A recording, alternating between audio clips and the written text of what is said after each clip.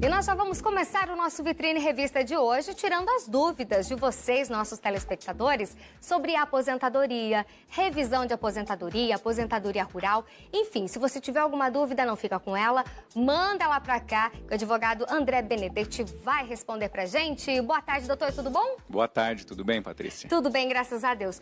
Doutor, tava dando uma olhadinha aqui, quantas perguntas que chegam pra gente, viu? Muito obrigada a vocês, telespectadores, que nos ajudam a fazer esse quadro aqui de tirar as dúvidas, né, sobre a aposentadoria. Inclusive, se você mandou a pergunta e a gente ainda não fez, calma, que ela tá na fila e logo chega a sua vez de responder a sua pergunta. Vamos começar então, doutor? Em questão de insalubridade, como funciona para aposentadoria por tempo de serviço?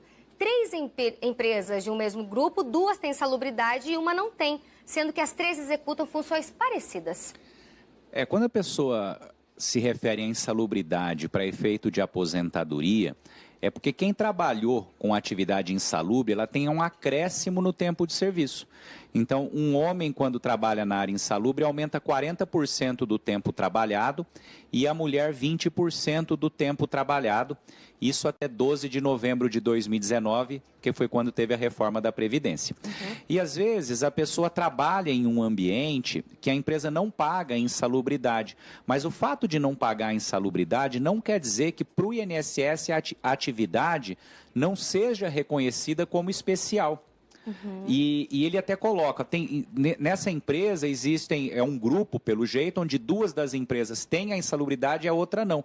O que ele deve fazer? Quando ele pedir a aposentadoria desse período que não está como insalubre, ele deve pedir para que seja realizada uma perícia ou ouvir testemunhas para mostrar que a atividade é similar e que de fato é insalubre.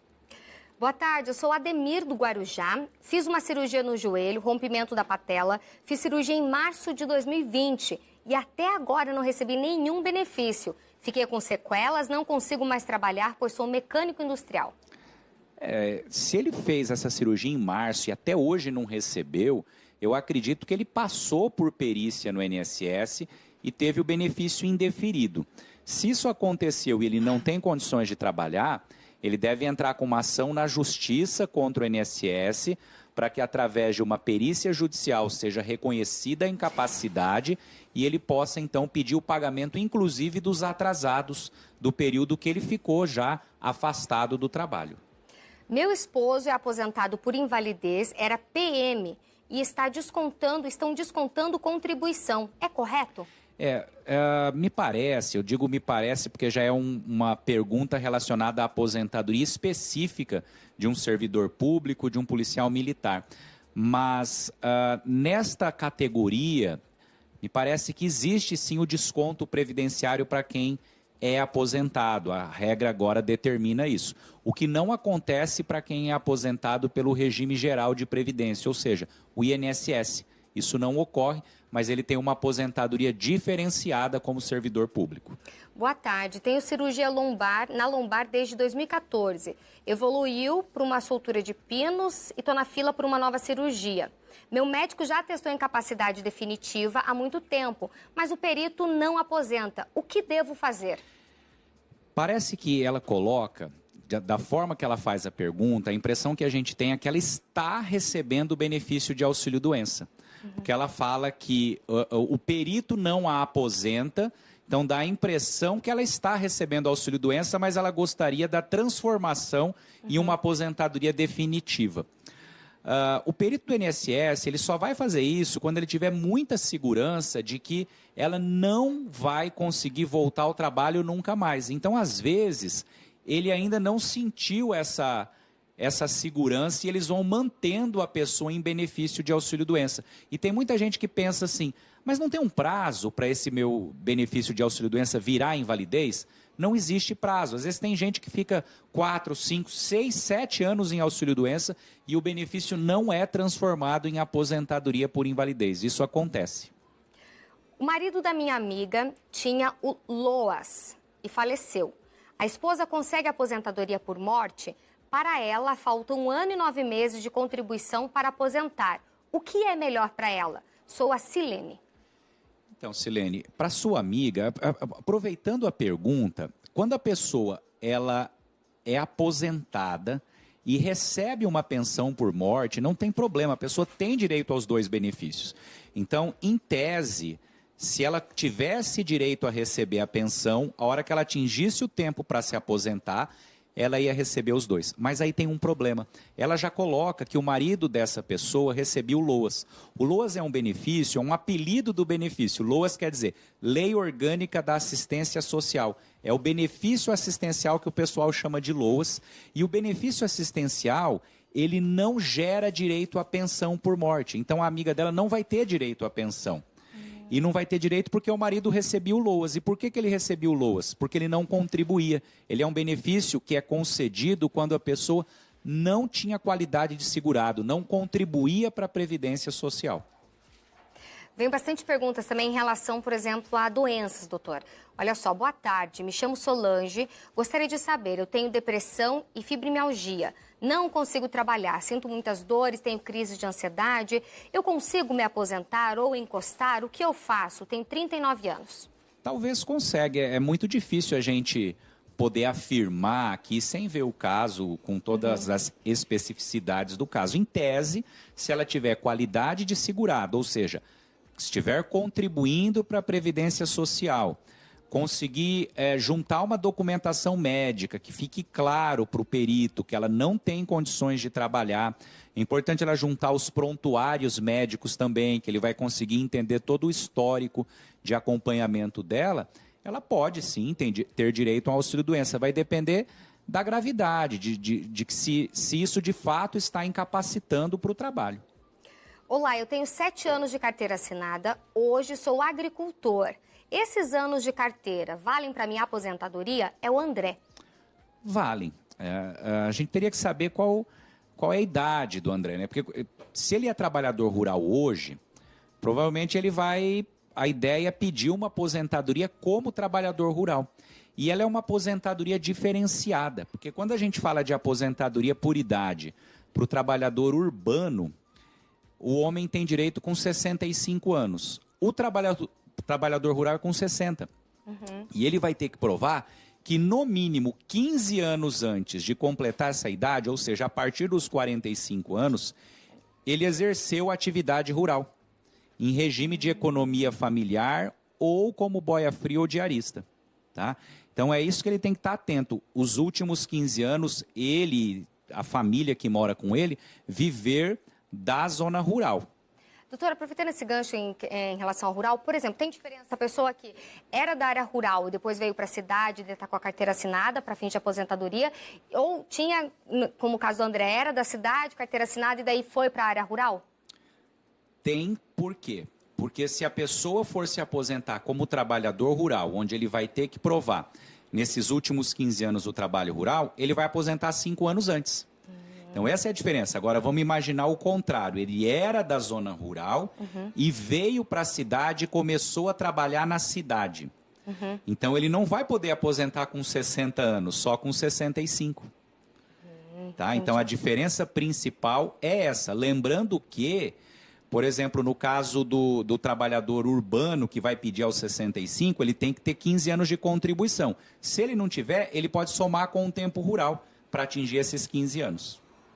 Boa tarde, eu recebo auxílio-doença e o INSS diminuiu o meu salário, o salário que eu recebia. Isso é correto? Não, é até difícil entender assim por que o INSS diminuiu. Eu acho que eu acho que eu entendi onde ele está querendo perguntar. Talvez ele esteja comparando com o salário que ele recebe na empresa. Né? Então, muita gente quando recebe um benefício tem a falsa impressão de que ele vai receber o último salário que ele tinha. E não é assim que o INSS calcula o valor do auxílio-doença. Primeiro, que o auxílio-doença ele é um benefício calculado em 91%. E não é 91% sobre o último salário, e sim sobre a média salarial dele de 94 para frente. Tá? Então, muitas vezes a pessoa tem um benefício muito menor de auxílio-doença do que de fato ele recebe trabalhando registrado. Olha lá, essa aqui. Fiquei recebendo auxílio-doença por mais de 3 anos e foi suspenso. Entrei na justiça e saiu a sentença a meu favor. Posso contribuir com o INSS. Meu auxílio é por problemas na coluna e meu ortopedista fala que eu tenho que me aposentar. tenho artrose degenerativa. Então, eu acho que essa pessoa que faz a pergunta, ela não precisa pagar o INSS. Porque se ela teve uma ação, se ela ganhou a ação, provou a incapacidade, vai receber o retroativo, o período que ela fica em benefício por incapacidade, ele conta como tempo de contribuição. Talvez a preocupação dela na pergunta mas eu preciso pagar o INSS? Uhum. Não, porque esse período que está em auxílio-doença é como se estivesse recolhendo.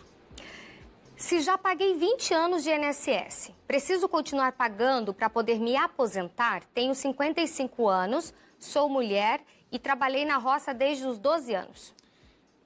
A ideia dela é pedir uma aposentadoria por idade, tá?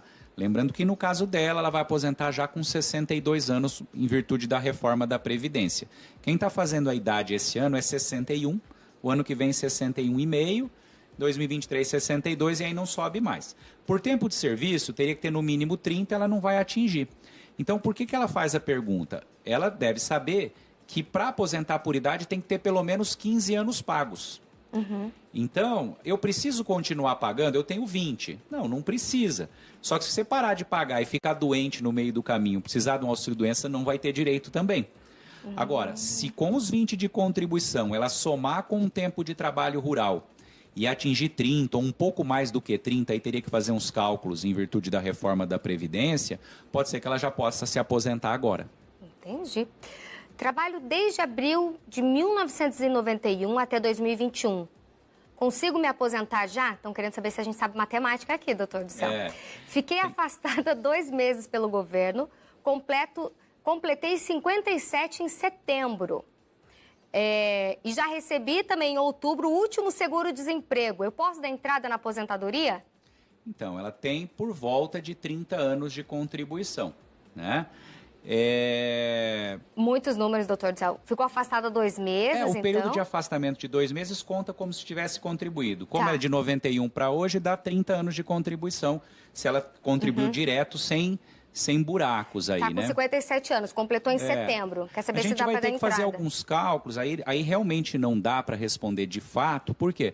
Porque antes da reforma da Previdência, era muito fácil essas respostas rápidas que a gente acaba dando aqui, porque mulher tinha que ter 30 de contribuição, homem 35 de contribuição e ponto final.